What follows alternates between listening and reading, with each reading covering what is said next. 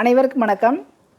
இன்றைக்கு ஒரு வித்தியாசமான ஒரு நூல் நலமுடன் வாழ ஒரு திருமணத்தில் வெளியிடப்பட்டது. அலமேலு ராமநாதன் அவங்க திருமணம் 2016. அரிமளம் செல்லப்பான்றவர் எழுதினது. ரொம்ப நண்பர் தான் அவர். ரொம்ப ஒரு அழகாக எழுதியிருக்காங்க. அந்த விநாயகர் நல்லாசிரியர் விநாயகர் தரும் பாடம் சொல்லிட்டு அவருடைய உருவத்தை போட்டு அவருடைய உருவம் என்ன நமக்கு போதிக்குது, என்ன ஞானத்தை போதிக்குதுன்னு. அதுபோக வள்ளலாருடைய ஊனுடம்பு ஆலயம் என்றும் வள்ளலார் சொன்ன வார்த்தைகளை சொல்லியிருக்காங்க. கணபதியோட காப்போடு ஆரம்பித்து முக்கியமாக இதில் நடைப்பயிற்சி, தியானம், உடற்பயிற்சி பற்றி மிக அழகாக விரிவாக சொல்லியிருக்காங்க. வள்ளலாருடைய ஒரு பாடல் ஒன்று வருது.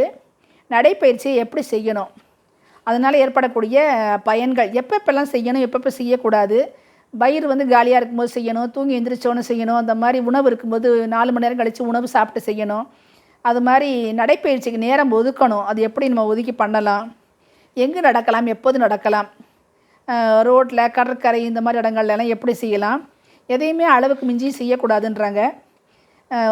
இயற்கை மருந்து இயற்கை உணவு, நமக்குள்ள மருந்து இயற்கை உணவுகளும் நடைப்பயிற்சியும் தான்.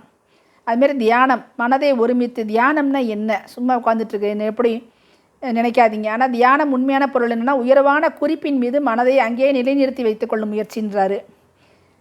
அப்போ உடல் இயக்கமெல்லாம் சீராகும், மூச்சு சீராகும்.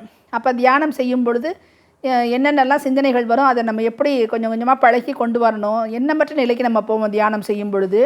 அதிகாலை நேரம் சிறந்ததுன்றார். எப்படி பத்மாசனத்தில் அமர்ந்து எப்படி செய்யணும், புத்தகங்கள் மூலமாக செய்வதை விட ஒரு குருவின் மூலமாக கற்றுக்கிறது நல்லதுன்றார்.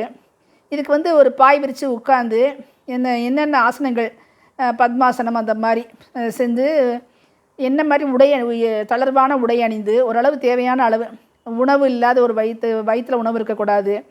அது மாதிரி வேகமாலாம் ரொம்ப நிதானமாக செய்யலாம். கொஞ்சம் நேரம் செய்யணும், ரொம்ப நேரம் செய்யக்கூடாது. ஏதாவது உங்களுக்கு இருமல், தும்மல், மலஜலம் கழிக்கிறது இந்த மாதிரிலாம் ஒரு அவதி இருந்தால் அதை நீக்கிட்டு செய்யணும். களைப்பு, அசதியாக இருக்கிறதெல்லாம் செய்யக்கூடாதுன்னு சொல்கிறாங்க. எல்லாத்துக்கும் என்னென்ன ஆசனங்கள் இருக்குதுன்னு சொல்லிட்டு, தியானத்திற்கான ஆசனங்கள், வயிற்று உறுப்புகளுக்கான ஆசனங்கள், முதுகெலும்புக்கான ஆசனங்கள், சுரப்புகளுக்கான ஆசனங்கள், பொதுவான ஆசனங்கள், ஓய்விற்கான ஆசனம் சாந்தி ஆசனம்ன்றாங்க.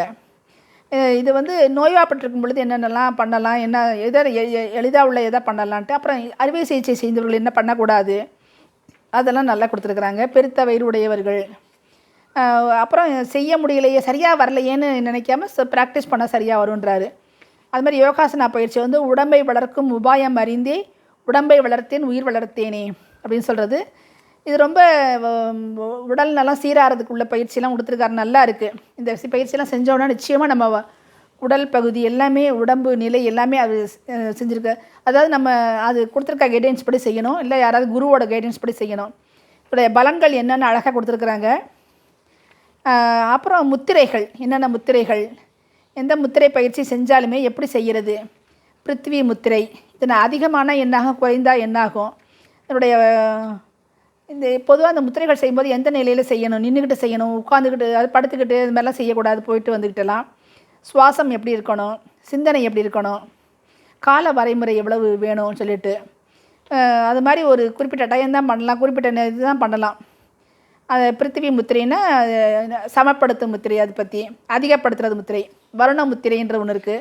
உடம்புல இருக்க நீர், நெருப்பு, காற்று, ஆகாயம், இந்த பஞ்சபூதங்களையும் சமப்படுத்துறதுக்குள்ள முத்திரை. அதிகமும் படுத்தலாம், குறைவும் படுத்தலாம், சமனும் படுத்தலாம்.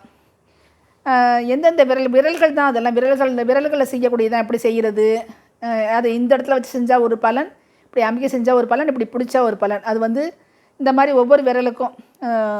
சூரிய முத்திரைனா மோதிர விரலில் உள்ளது பண்ணுறது, நெருப்பை இது பண்ணுறதுன்னா. சமப்படுத்தும் முத்திரைனா வாயு முத்திரைனா முதல் விரலில் பண்ணுறது. இப்படி அதை அதிகப்படுத்தணும்னா எப்படி, அது குறைக்கிறதுனா எப்படி, அதெல்லாம் ஒரு இது இருக்குது. இந்த மாதிரி நம்ம சமப்படுத்தும் முத்திரைகள் இருக்குது. ஆகாய முத்திரை தான் நடுவிரலில் பண்ணுறது. இது அதிகரிக்கிறது, சமப்படுத்துறதுன்னு இருக்குது. இதுக்கு உணவுகள்லாம் கொடுத்துருக்காரு. வரகு இட்லி, சாமை உப்புமா, ராகி பக்கோடா, திணை உப்பு புட்டு, குதிரைவாலி தக்காளி சாதம், கம்பு ரசம், வித்தியாசமான இது. அப்புறம் அது மாதிரி நவகிரகங்களுக்குள்ள தமிழ் வழிபாட்டு மந்திரங்களும் கொடுத்துருக்கிறாரு. மிக ஒரு அருமையான தொகுப்பு. இவங்க பெரிய இல்லையானா குடும்பத்தினர் அவங்க பண்ணியிருக்காங்க. அவங்க ஐயா அப்பத்தா பற்றி ஒரு வாழ்த்துப்பாடு எழுதியிருக்காரு. மிக மிக ஒரு அருமையான உபயோகமுள்ள தொகுப்பை கொடுத்த நண்பர் அரிமளம் செல்லப்பா அவர்களுக்கு மிக நன்றி. இந்த நூல் எல்லோரும் படிச்சுட்டு செஞ்சாங்கன்னா ரொம்ப நல்லாயிருக்கும். தியானம், உடற்பயிற்சி, நடைப்பயிற்சி ஆகியோட முக்கியத்துவம் ரொம்ப புரியும். யோகாசனாவுடைய முக்கியத்துவம் ரொம்ப புரியும். இது நிச்சயமாக எல்லோரும் படித்து பாருங்கள். நன்றி.